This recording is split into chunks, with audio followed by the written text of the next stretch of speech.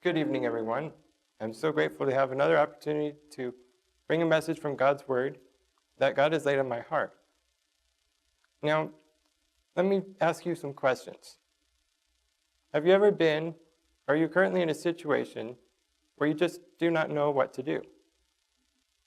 Maybe you feel inadequate or incapable of doing something and just don't know where to turn for help. You might wish you could do what is necessary, but you expect that all you would do is fail. What if you're in some form of affliction or oppression and do not see a way out? Maybe you are out of a job and are having a tough time paying bills. Maybe you want to live a righteous life before God, but you keep depending on yourself and falling into sin. Whatever the situation may be, there are times you need to be delivered, but you don't know what to do. To help us know what to do, we're going to explore this question. What do you do when you need deliverance? There might be many things that you need to be delivered from, but the question is, what do you do when you're in that situation? The Israelites were once in a very similar position and had the same question. They wondered what they would do since they needed deliverance. We're going to look at Exodus 3, so be sure to follow along. We're going to see what God showed the Israelites, and even Moses himself, when they had this need.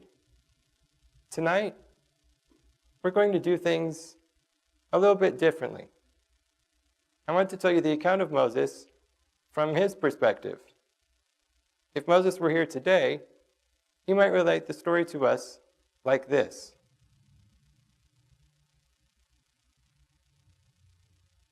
My name is Moses. You must forgive me if I'm a little nervous.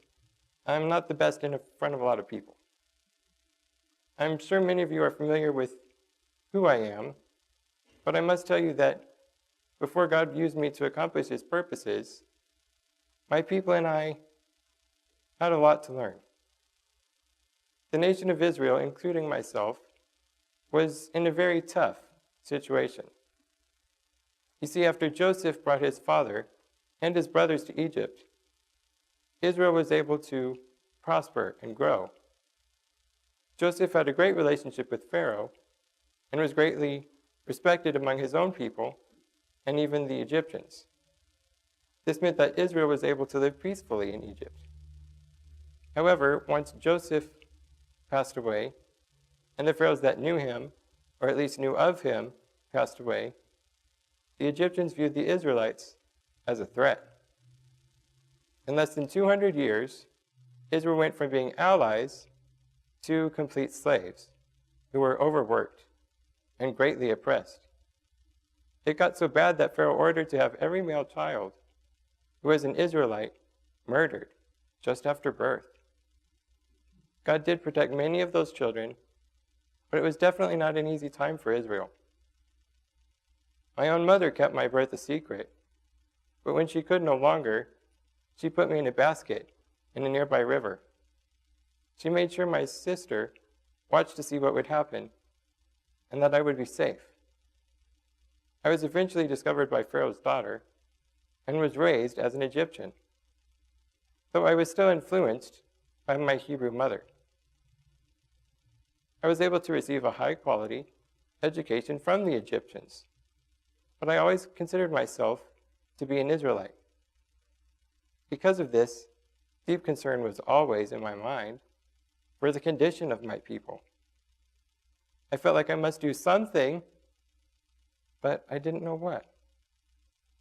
My people needed deliverance, but I felt helpless, even though my position might seem helpful. I became so grieved over my people that I even killed an Egyptian when trying to defend an Israelite brother. I found out that Pharaoh wanted to kill me for that, so I had to flee Egypt. I was 40 years old then and felt like I had failed my people. Another 40 years had passed. I was now married to a wonderful wife and served my father-in-law as a shepherd in the land of Midian. I still thought about my people, but this quiet life seemed to work out. It was also a great way to hide from my crime in Egypt. But then, one day, something very interesting happened. It was a hot day. I was keeping the flock of my father-in-law, Jethro. I was quite a ways from home in order to find the best place for the sheep to graze. I reached the edge of the wilderness and found my way to Mount Horeb. I sat down to rest since it had been a really long day, and not too far from where I was sitting was a bush. There's nothing out of the ordinary there, just a simple, dry-looking bush. Then suddenly that bush caught fire.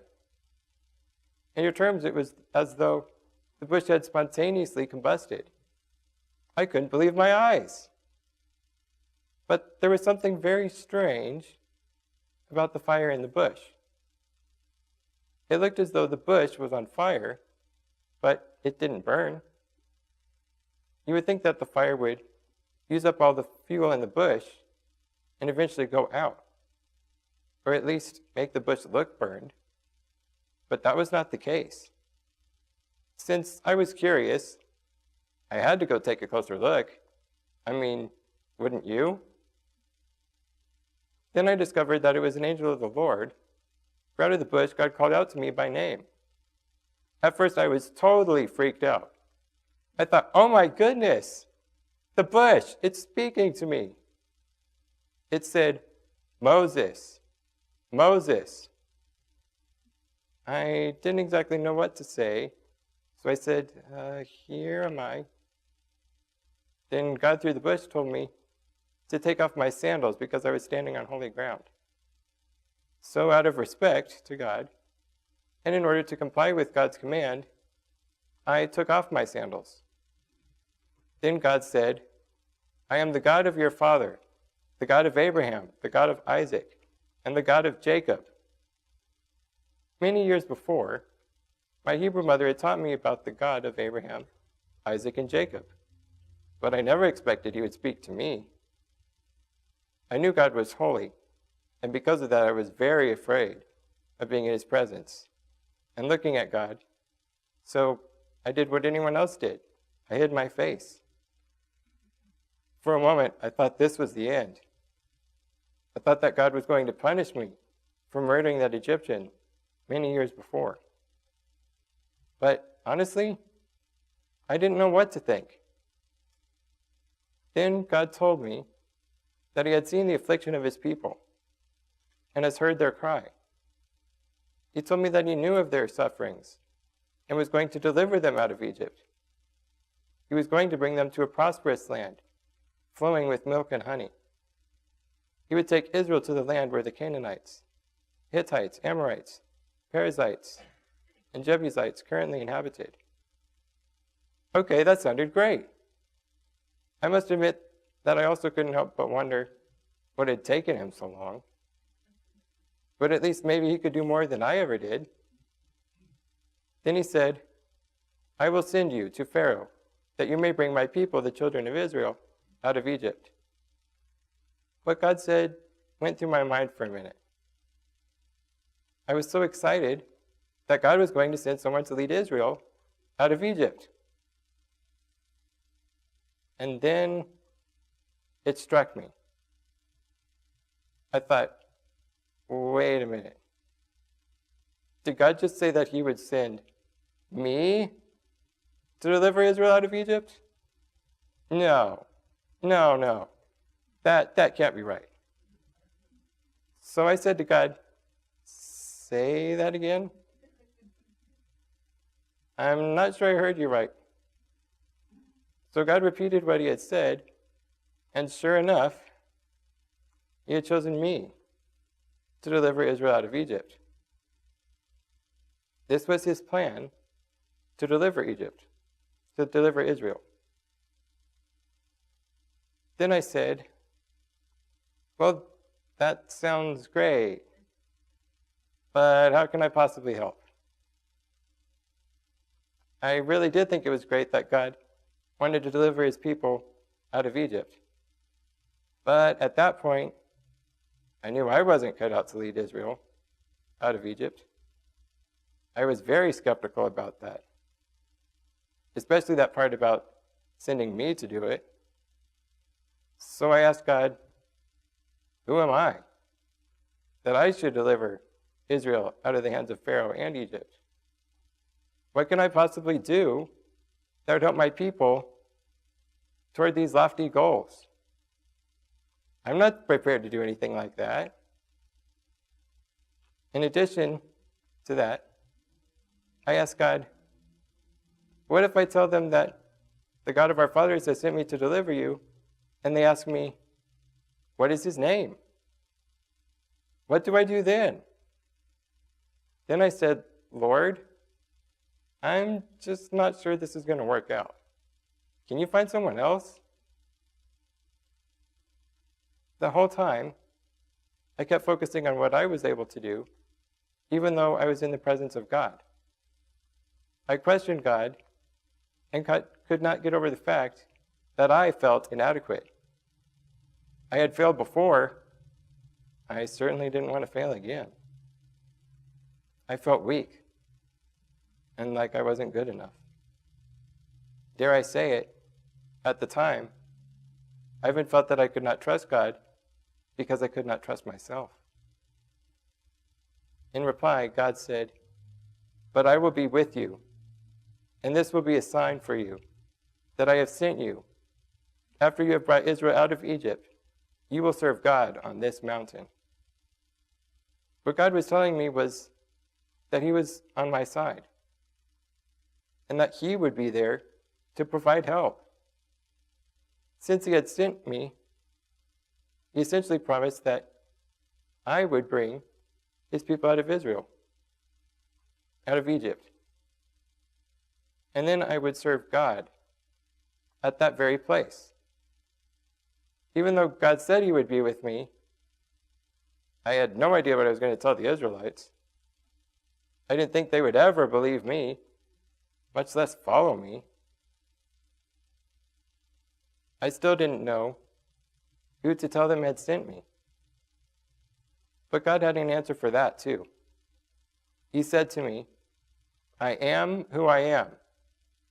Tell the people of Israel, I am has sent me to you. God also told me, say to the people of Israel, the Lord, the God of your fathers, the God of Abraham, the God of Isaac, and the God of Jacob, has sent me to you. This is my name forever, and thus I am to be remembered throughout all generations. In what God told me, he said that he was Yahweh. When he said, I am who I am, that's the name that he used. If you don't know this, the name Yahweh is the most revered and holy name of God that we used in Hebrew. It shows that God is unchanging and faithful to his word. This is who God was. This is who God will always be. Yahweh is the unchanging and all-powerful God who will carry out his plan in all generations. In addition, when he said that he is the God of Abraham, Isaac, and Jacob, it reminded me of his promises to those three. The promise that God would make Israel a great and chosen nation. Both of these things showed me that I didn't have to worry about what I couldn't do, but I could look to God.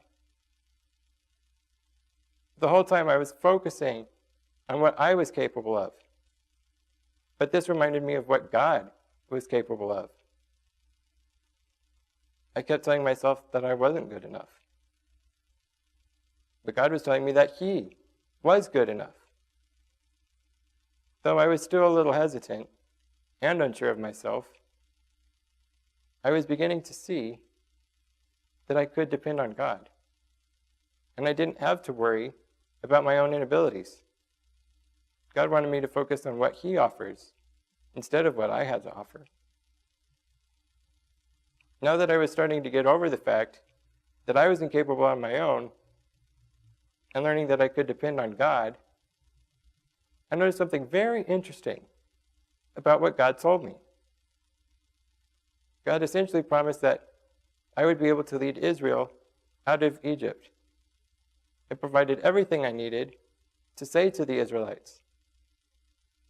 I also know now that God provided me with the position and education I needed to lead Israel. Even though it took me a while to realize that, God provided me with himself overall, which is more than I ever had before. In addition, through God's answer, I saw that God had given me his promise and provision, and that I was now Israel's provision. I still couldn't believe that God wanted to use me, that I was going to be the person that God would use to lead Israel out of Egypt. I definitely didn't deserve it, but that did not stop God from deciding to make me a part of his plan. It was an honor, to say the least. God further instructed me to gather the elders of Israel and tell them that God appeared to me and told me that he has seen what Egypt has done to Israel. I was to tell them that it was God's promise to bring Israel out of Egypt into the land of where the Canaanites, Hittites, Amorites, Perizzites, and Jebusites, which was flowing with milk and honey. God also promised that the elders would listen to me, and he instructed that we should go before Pharaoh and request 3 days so we could sacrifice to God. However, he knew that Pharaoh would not let us go easily, but he would need to be compelled first. Even though this would be the case, God promised that he would stretch out his hand and strike Egypt with many wonders. After that, Pharaoh would let us go. God even said that we would go favorably and not be empty-handed when we left. We would be given silver, gold, clothing, and basically whatever else we would need. It would be as though we would plunder the Egyptians. Israel was in great need of deliverance, and this was his plan. His people had cried to him for years, and he had finally followed through to provide for his people. He provided his people with a leader and whatever we would need on the journey. He also gave us the promise of deliverance and the promise of a new land. Since I was very stubborn, God still had to convince me a little, even after that. But then I knew that God would help me do what was necessary. After all, it was his plan. Even though it took a little time, and it wasn't exactly easy, God delivered his people based on what he had given to them and promised to them. Only God could give everything my people and I needed. I understand that now. Through this experience, I learned that when you need deliverance, just look to the Lord, along with his promises and provisions. Remember what the Lord has promised, and realize that he will be there. God is always with you, and he knows what you are going through. Remember that the Lord will provide. Most importantly, remember that when you need deliverance, seek the Lord's promises and provisions. It might take some time for you to be delivered as well. But if God has given you the promise and has provided what you need to help you get through what you are facing, you can trust that he will deliver you in the end, just like he delivered my people.